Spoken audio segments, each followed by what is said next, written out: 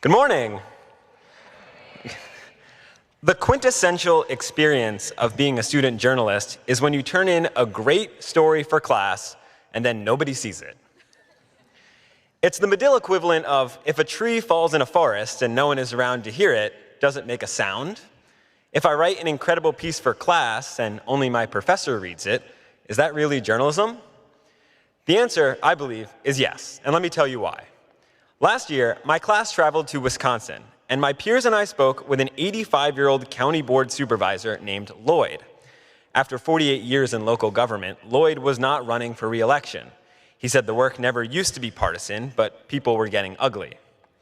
As my group asked him questions about why he was quitting, he seemingly came to a conclusion. If politics keeps pushing people like him away, there might be nobody left to do the local grunt work he's done for decades. Now, I don't know what Lloyd did after our interview. The story itself was turned into my professor and never published. But I know Lloyd's realization in that interview was triggered by something we've learned at Medill: the power of a good question. A good question challenges assumptions. It enables deeper insights, not just for the person asking, but also for the person answering.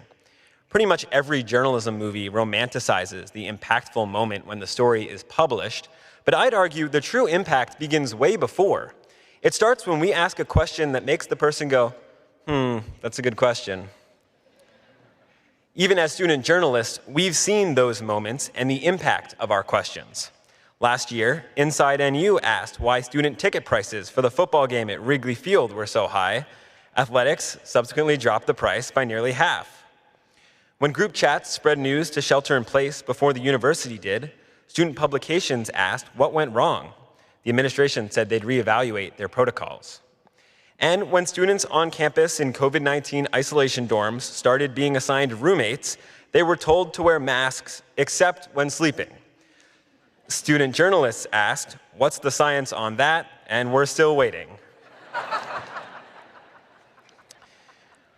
Whether you personally knew about any of those examples or not, it was the question that was the impetus for change.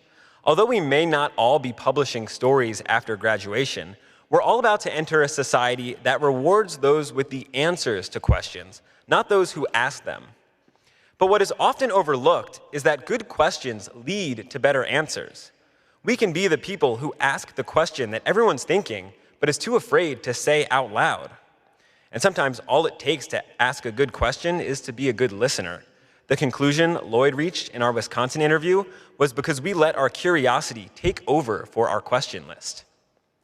Collectively, we've spent the last 4 years surrounded by questions, brainstorming, asking, and listening to them. That gives all of us graduating from Medill today a superpower that we can use to make the world a better place, whether our next job is in a newsroom, a courtroom, or a boardroom. How will you use that superpower? Congratulations to the Medill class of 2023.